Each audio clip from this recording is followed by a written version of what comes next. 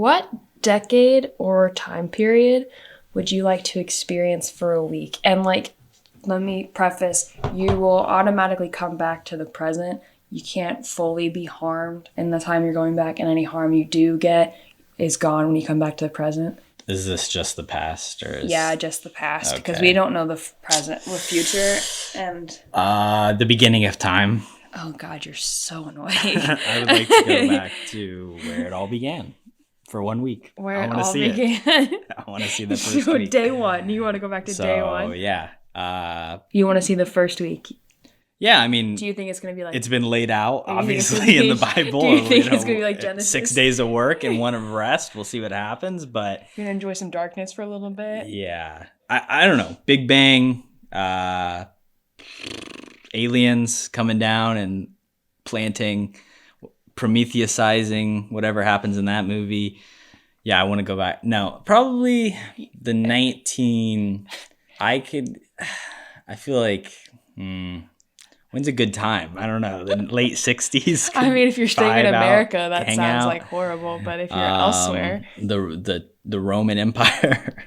Oh, see what's happening there. No, I really don't like the past because think about indoor plumbing and how recently that was invented. You can't go that far back before things turn really. I mean, even this movie, I wouldn't really want to live at this time and get covered in oil. Seems kind of sucky. Not my favorite. What about you? Yeah, I mean, I want to go back to when the pyramids were being put together and see if aliens did or did not do it. See, that's a good one. See, like I want to That's kind of similar. Let's myth bust. Like my answer too. You're mad at me. I didn't. I was not mad at you. You want to see the aliens. I do want to see the aliens. I had no problem with your aliens point. What about I was when more Napoleon destroyed the pyramids with cannons? Could we go to that time? I mean, what a dick. That was pretty cool.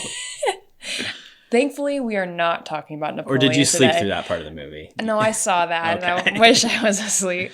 Glad you got the reference. Thankfully, we are not talking about Napoleon today. Instead, this is MK300. I'm Mina. And I'm Korbin. And we are tackling our watch list of 300 specially curated movies one at a time and talking about them. And today, we're talking about There Will Be Blood. Ladies and gentlemen, I've traveled over half our state to be here tonight. I couldn't get away sooner because my new well was coming in at Coyote Hills and I had to see about it. Ladies and gentlemen, if I say I'm an oil man, you will agree. I'm a family man. I run a family business. This is my son and my partner, H.W. Plainview. You boys are a regular family business. Now, you have a great chance here. My son is a healer and a vessel for the Holy Spirit. He has a church. And you will be cast up and thrust back to perdition. I'm fixed like no other company in this field. I have a string of tools ready to put to work. That's why I can guarantee to start drilling and to put up the cash to back my word. I assure you, ladies and gentlemen, no matter what the others promise to do, when it comes to the showdown, they won't be there. There's a whole ocean of oil under our feet. No one can get at it except for me. We'll offer $150,000 for full title. When do we get our money, Daniel? I look at people and I see nothing worth liking. Don't bully me, Daniel, please. I see the worst in people. We have a sinner with us. Get out of here, devil! I have a competition in me. I want no one else to succeed.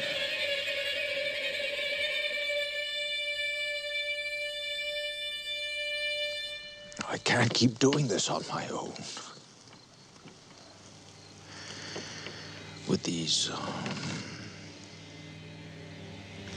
people. This is the 2007 film from Paul Thomas Anderson. It's a historical epic loosely based on the 1927 novel Oil! Exclamation mark.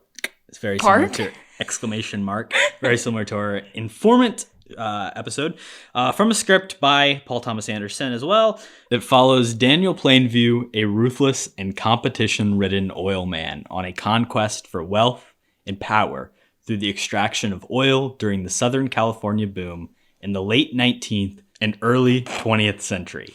It stars the unparalleled Daniel Day-Lewis as the mustachioed force that is Daniel Plainview, Paul Dano plays double duty as the twin brother Eli and Paul Sunday, although the latter is much more central character, as he is the figurehead of the local church and son of the landowner that Daniel leases from. This movie, which is widely known as the Best Picture runner-up, explores American capitalism, expansionism, frontierism, and religion in its lengthy 158-minute runtime. Mina, it's on the list because it is a movie I have seen before. I had actually only seen it one other time, so this was the second watch for me. It is a long one. I don't even know why you wanted to watch it twice. Already coming in with the heat. But so before what do you think? Hold on, before we do that, I just want Best to Picture say, runner-up? I just want to say, I think you are so good at speaking with doing what the punctuation says to do. You're really good at reading off the titles of things that want you to be excited about it. And so Oil. Exactly. You're really good at it. I would you. just call it oil, and that'd be wrong. So So you didn't seem to be a huge fan of this movie. Obviously, like I said, it is long. There's a lot to digest. yeah, I mean, I'm not stupid. Daniel Day-Lewis's performance in this is great. It's Daniel Day-Lewis, but it's not my movie. I can understand why it was on the list. It feels like a you movie, but thanks. In some ways it is. I can never say, like, I've not dove too deeply, but Paul Thomas Anderson is not necessarily my favorite filmmaker. Daniel Day-Lewis isn't really an actor that, while I, like you said, can respect the hell out of, I would never say he's like my favorite. So like it isn't really a me movie, although there are some thematic ideas that I definitely can really appreciate. I wanted to talk about this in context of another movie that we just recently saw, Killers of the Flower Moon, because they're two films that take place relatively at the same time period. Obviously, Killers of the Flower Moon is more truncated in the 1920s, and this is more expansive over a couple decades, but they're thematically very similar about the the greed of white men and the way that oil specifically as an entity has caused a lot of death and stealing and killing and lying in our country. That's very true, but it's not fair for you to compare these because Killers of the Flower Moon has your favorite. That's true. Whereas you just claimed that There Will Be Blood does not have either of your favorites. No Leo, sadly. I mean, I'm a Dano fan. You're a Scorsese fan too. You like his work. Just, I guess, for reference, let's see where these movies, where they are. Yeah, show me your letterbox. I'm so curious. I'm getting much better at this, but I have not ordered mine into any There Will Be order. Blood is 105. Okay. And Killers of the Flower Moon is 80. Obviously, that's significantly different. Yeah, I mean, they're both like 4.5-star movies. There's like... Yeah, but you've got an expansive expansive of movies in between them that you prefer to watch.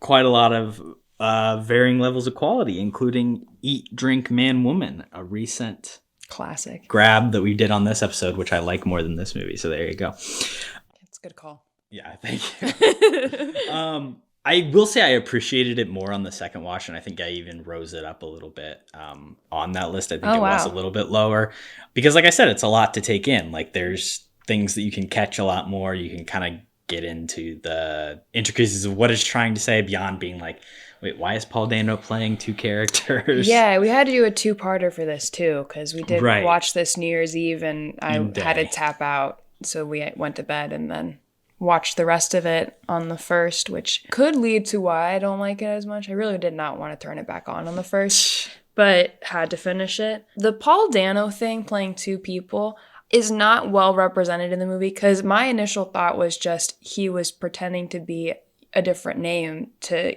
get Daniel Day-Lewis's character there, and then, you know, he can't lie about his name in front of his dad, you know, so... Right. Just the way that the two interacted in that scene led me to believe that my interpretation of that was correct. Because, like, the look that Daniel Day-Lewis has is like, oh, now you're Eli? Okay. Like, it's, I don't know. I didn't like the way they showed that. I think in general that's a cool idea to just have Paul Dano play both characters. But, I mean, come on. Yeah, and pulling back the curtain, I think I already mention this to you, but there's the whole thing of like they had somebody else cast to play the role originally. They got into like 1 or 2 days of production, really realized it was not working. He could not act against Daniel Day-Lewis. So they had to fire this guy. And then they're like, what do we do? Oh, Paul Dano's a pretty good actor. Let's just like make them twins. So then because of that, in terms of the story beats, like there's no relevancy to them being twins. Like there's no reason. It's just you see one brother at the beginning of the movie and then another one pops up later. And like them being twins, that never comes back. It never has any like resolution. Twins don't per se, but brothers do. You know, there's exactly. that line. So like, why can't they just switch? Why can't they just give that guy the no name, nothing? I think they were just trying to get him offset. You know, they probably could have brought in someone else to play the other Dano role, but then at that point, it's like we're already trying to get started. But I do think it makes it all the more. It makes it all the more impressive when you look at that performance that he has to give, and especially we talk about how he didn't know until then that he was playing two characters. That, and you have Daniel Day-Lewis, a guy who is like never breaking character on set, one of the like most legendary actors of all time, literally wins an Oscar for this movie, this performance. Oh, he did? Yeah. Doing like improv and shit, and like you're Paul Dano, who's been in like, you know, Little Miss Sunshine, the way back, like, you know. And in that movie, in Little Miss Sunshine, it's not that. Not but the Little Miss Sunshine, he has like no lines. Right, yeah. I mean, he plays a mute, basically. He's a preacher. He's got a lot to say.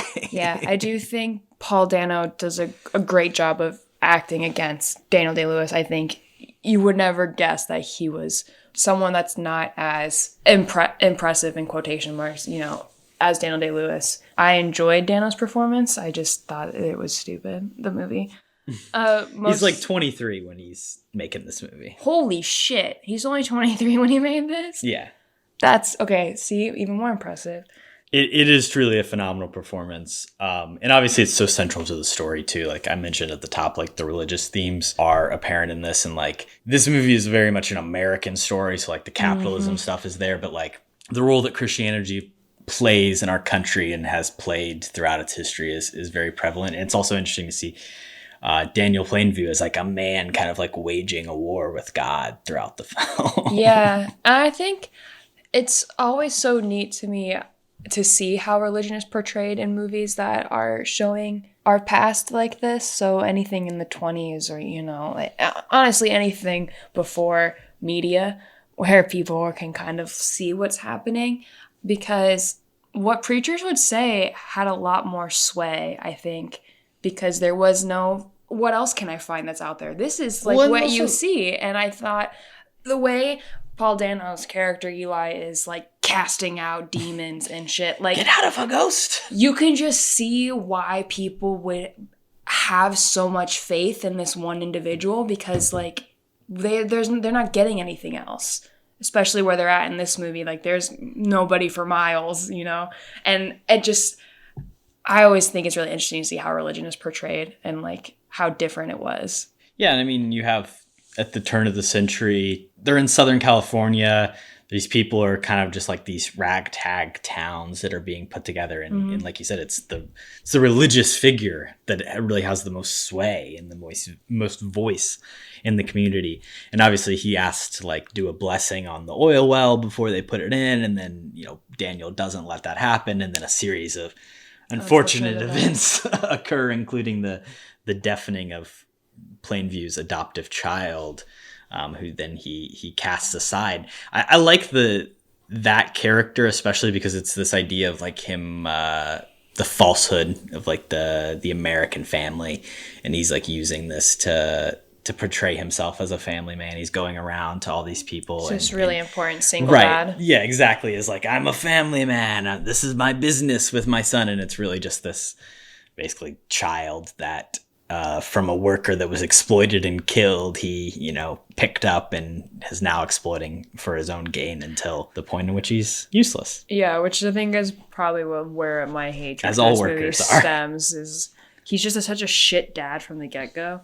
And like, it's worse to me now knowing that he was adopted this kid and was fully just using him. But like, before you find that out, like, it was just horrible to watch because it just looks like he's just using his son and he has very little care for him, actually, unless he's of use for him. And then he gives him up because he becomes deaf, which is just like, oh my God.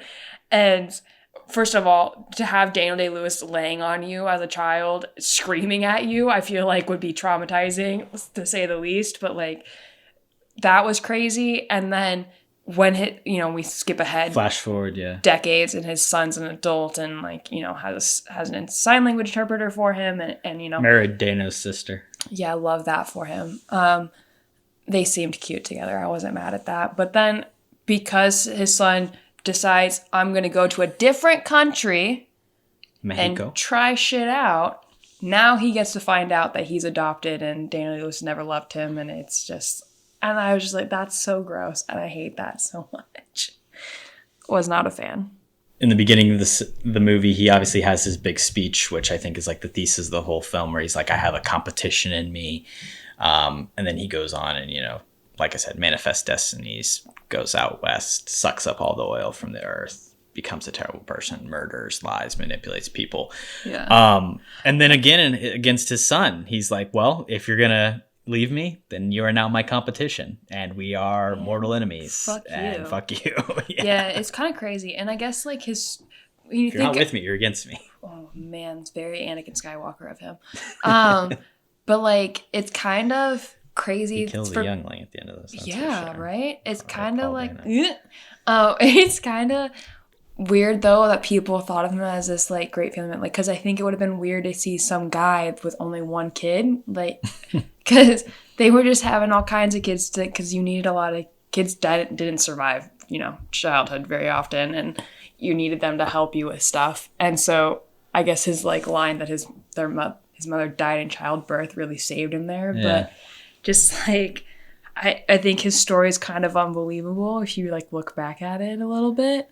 And I don't know. The one thing I did like about this movie, not to like really jump course, is that now I understand references from your podcast. I drink your milkshake. Drink it up.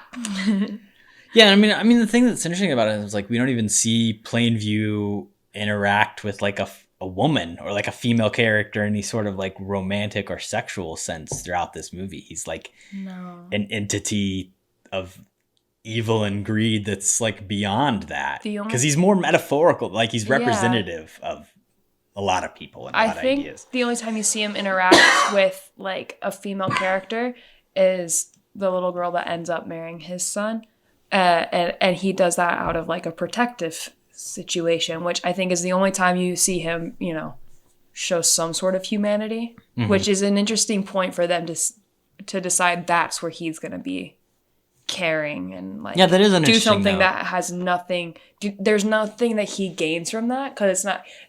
I was really worried that was going to turn into him being that creepy ass dude that ends up marrying this child, but that's not what happened at all. So then it's just like, why was this the point that child beating? It's where he draws the line, I guess. But he hit his own son. I guess he deserved it. I don't know. Crazy. I don't know. He guess you deserved it. Jesus. Do you have anything? I mean, we kind of touched on it a lot, but it's just like crazy how oil had such a chokehold on this country. Like, in a sense, was whoever owned it was God. They could do whatever they wanted, and they owned everything.